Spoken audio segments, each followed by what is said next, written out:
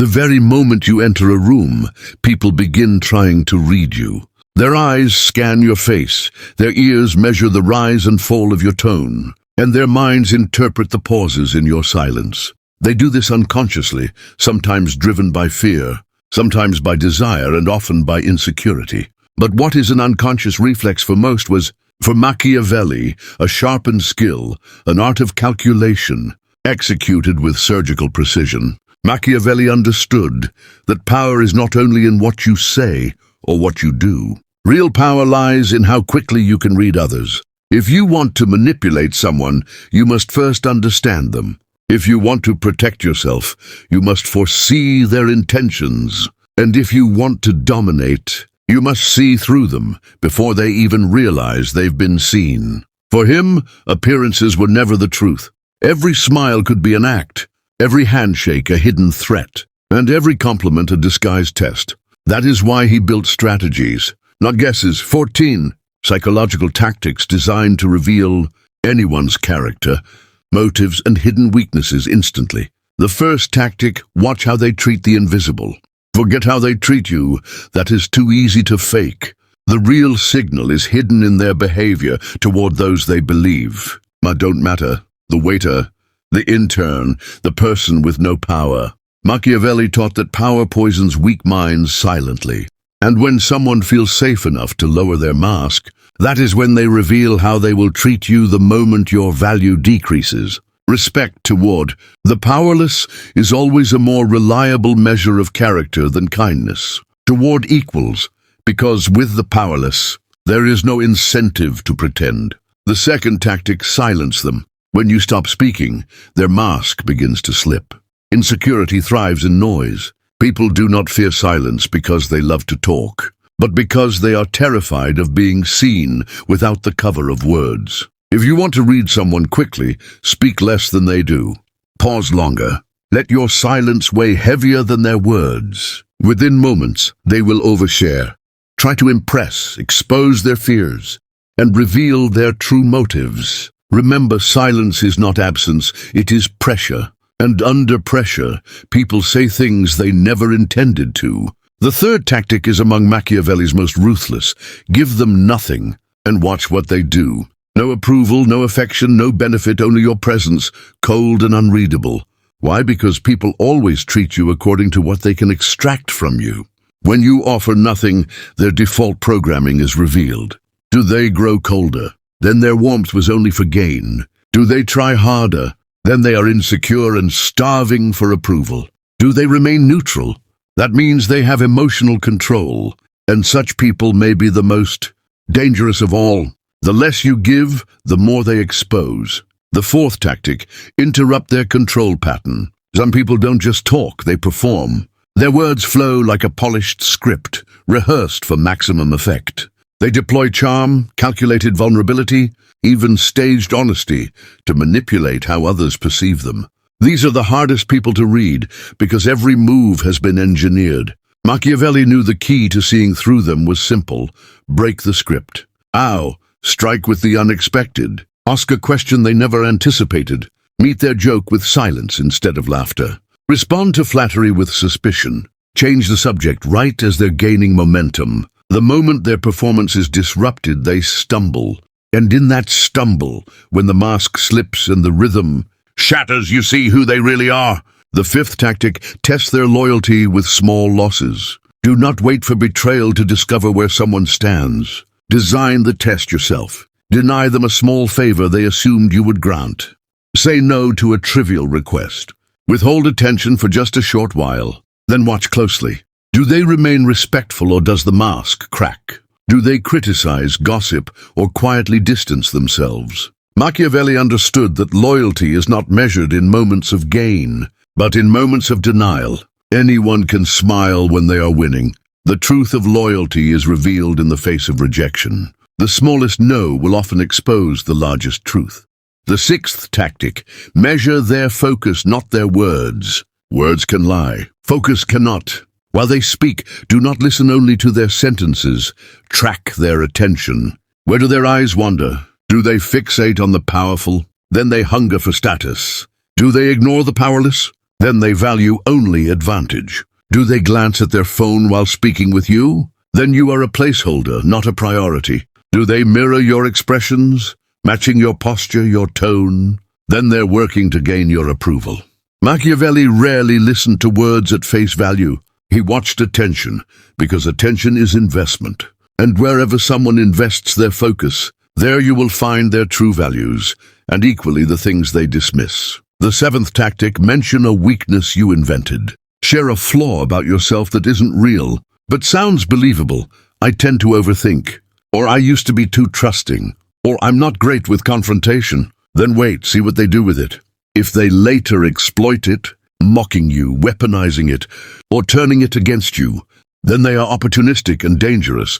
If they ignore it entirely, they may be cautious or respectful. But if they respond by revealing a real weakness of their own, that signals they crave connection and feel safe around you. By offering a fictional vulnerability, you force their hand. They reveal how they truly react to weakness without you risking anything real. The eighth tactic: make them wait. There is no faster way to expose someone's sense of entitlement than by forcing them to endure delay. Reply to their message later than expected. Be vague about scheduling. Take longer to deliver what they want. Watch the reaction. Those who feel entitled will panic, guilt trip, grow cold, or become passive-aggressive. But those who are patient will adapt, remain steady, and reveal resilience. Machiavelli sought not just loyalty but endurance, because impatience is a form of weakness, and the impatient, when life stops catering to them, are the first to turn toxic. Time does more than pass. It exposes temperament. The ninth tactic: see who they copy. Every person imitates someone, whether they realize it or not. It shows in their tone, their dress, their humor, their gestures. Machiavelli believed you could decode ambition simply by identifying their model. If they mimic the powerful, their hunger is for control. If they mimic the popular, they crave attention. If they mimic the virtuous, they desire moral superiority. The person one emulates is the person they secretly long to become. And once you see who they mirror, you know exactly what they are chasing. The 10th tactic: trigger envy, then watch the flicker. Drop something subtle into the conversation, a small win, a new opportunity, a compliment you recently received. Then study their face with precision. Does the smile stretch too tightly? Do they shift the topic instantly? Do they downplay your achievement or inject a faint dismissal? That is envy. Machiavelli warned that envy is the most dangerous signal of all. Because envy always walks before betrayal. It does not shout.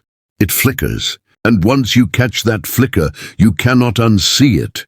The 11th tactic: ask them what they hate. Forget asking what they love. Love is easy to fake. Instead, pose a sharper question. What kind of people do you dislike? Or what behavior do you hate in others? Their answer will not be about others. It will be about themselves. The truth is that people project their hidden flaws outward. Those who claim to hate arrogance are often arrogant in disguise. Those who rage against dishonesty are usually skilled at lying. Those who despise weakness are secretly terrified of being exposed as weak. In judgment, you will always find confession. The 12th tactic: observe what makes them break eye contact. Direct eye contact is power. It's confrontation without words. But what breaks it? That's the real signal. Mention certain subjects: money, status, shame, past failures, or questions of dominance, and track their gaze. Watch for the twitch, the shift, the sudden drop. Machiavelli understood. The eyes are not just the window to the soul. They are the escape hatch for suppressed emotions. The moment the eyes flee is the moment the truth leaks out. What the eyes run from is what the mind fears most. The 13th and 14th tactics are the sharpest blades in Machiavelli's arsenal.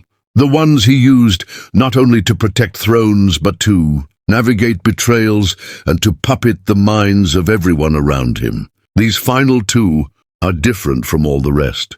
They are not about passively observing others. They are about controlling how others perceive you so that they expose themselves. Where the weak waste energy chasing answers, Machiavelli mastered the art of provoking answers to come to him. He didn't rely on trust. He engineered tension.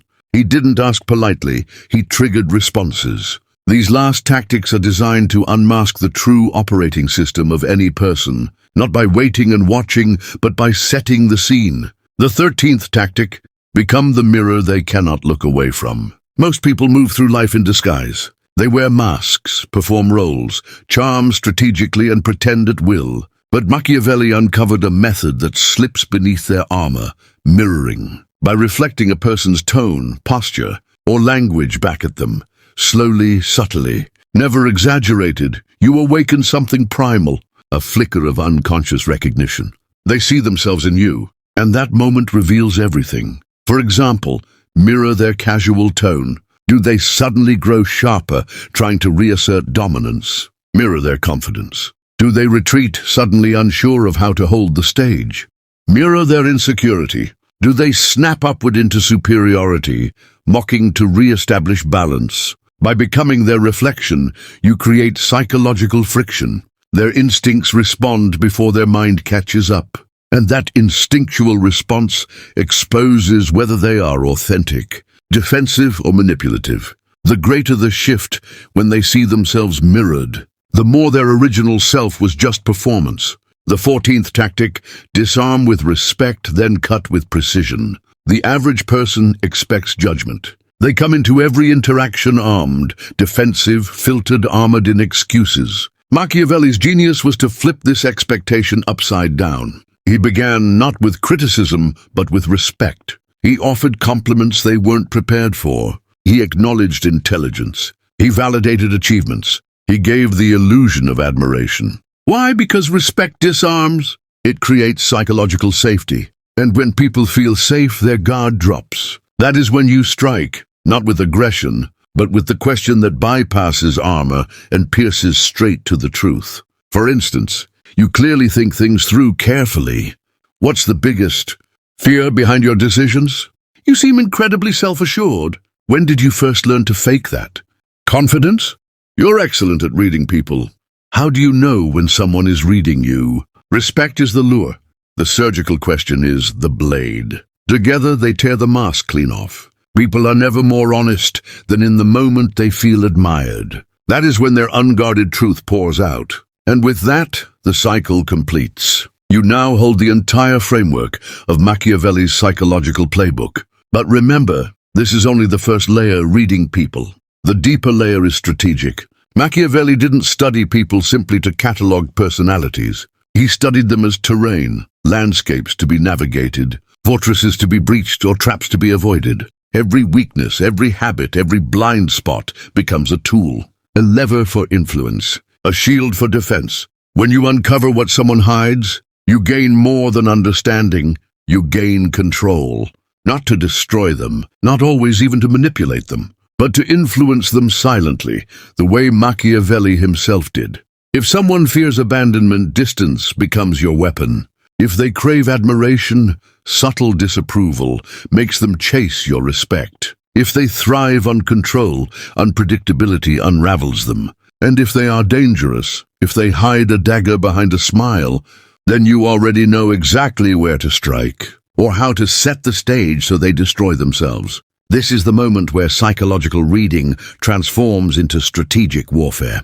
You stop merely watching people. You begin shaping the battlefield. Machiavelli never labeled people aloud. He did not say, "This man is a narcissist," or "she is insecure." He knew labels kill power. When spoken, they provoke resistance. Instead, he observed, he categorized silently, and then he acted decisively without ever revealing the diagnosis. The treatment worked precisely because it was never declared. Some quick archetypes. The masked pleaser craves approval, can be steered with praise, but turns volatile when denied. The silent climber appears loyal, but studies every power vacuum. Respect them, but never trust their closeness. The fragile genius, brilliant but unstable, useful only if carefully managed emotionally. The loud defender over-explains, overreacts, justifies endlessly, almost always concealing guilt or deep insecurity. You don't need to tell them who they are. You only need to know how to handle them, without ever letting them realize they are being handled.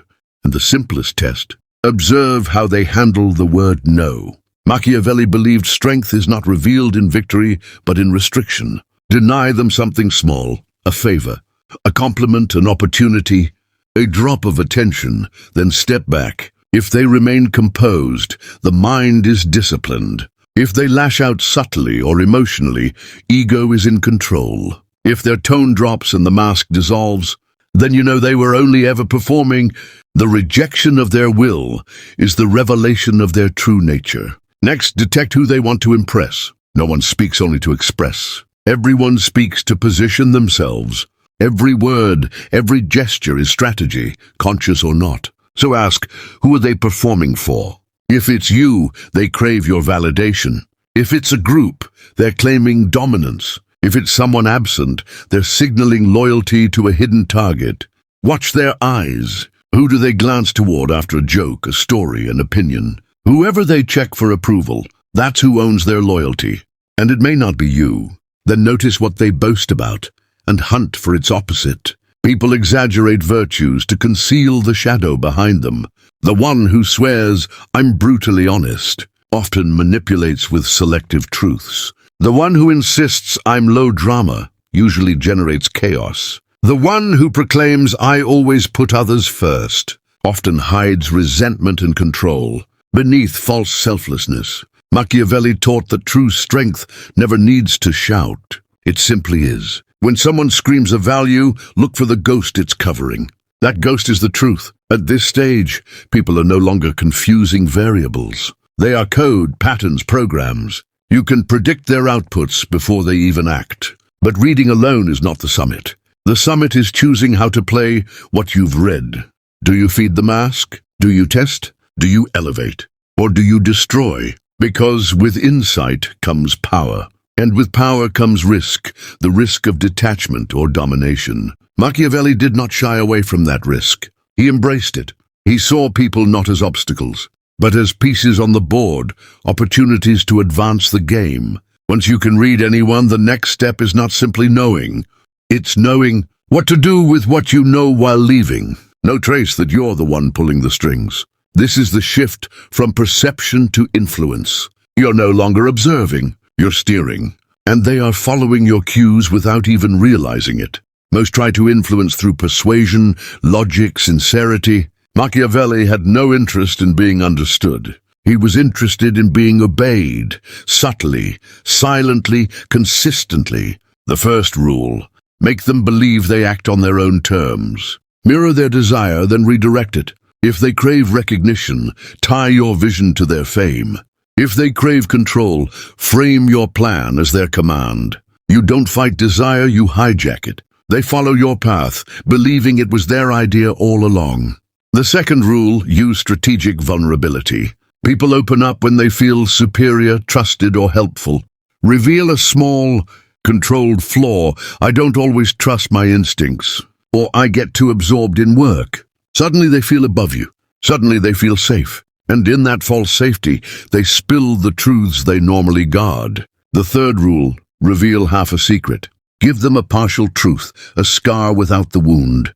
"I trusted the wrong people once," or "I had to learn to stop being too nice." They feel mirrored, equalized, understood. And in their relief, they give you the whole secret. You traded a token for a treasure. The fourth rule: let them define themselves. Never brand them. Let them say, "I value loyalty above all," or "I don't tolerate inefficiency." Once they've declared their self-image, you own the script. Any request framed as a reflection of their own identity will slide past resistance. You're not persuading, you're reinforcing who they believe they are. The fifth rule: give them a reputation to protect. People fear loss more than gain, so craft reputations for them. You're known for keeping your word. Now, people respect you for staying above politics. Now they are trapped by the persona you've written. To betray it is to betray themselves, and so they uphold it for you. The sixth rule: leak just enough. Sometimes you don't command, you suggest by accident. A story overheard, a remark about your high standards, a casual line about outmaneuvering a rival. They think they discovered something about you and adjust their behavior accordingly. What they believe they've learned is exactly what you wanted them to believe. The seventh rule, let them win small so you can win big. Machiavelli often gave harmless victories, credit, ideas, leadership roles, while engineering the outcome to serve himself. People defend what they think they built, stay loyal to what they believe was theirs, and protect what they think was their idea. Give them the first sentence and you control the conclusion. At this point, you're no longer reading people. You're designing frameworks around them. They move, and you've already predicted where. But at the highest level, the danger is not in others, it is in yourself. The shadow of perception is pride. The more clearly you see through others, the more you risk believing you are above them all. You begin to control not for necessity, but for sport. That is the corruption of the observer. Machiavelli's final mastery was not only knowing when to manipulate, but knowing when to stop, when to disappear while still winning. At the highest tier, the game is no longer a game. It is instinct. You don't ask, how do I read this person? You simply walk into a room and the answers arrive unbidden. You see instantly who is insecure, who is performing, who is quietly powerful, and who is watching you as carefully as you are watching them.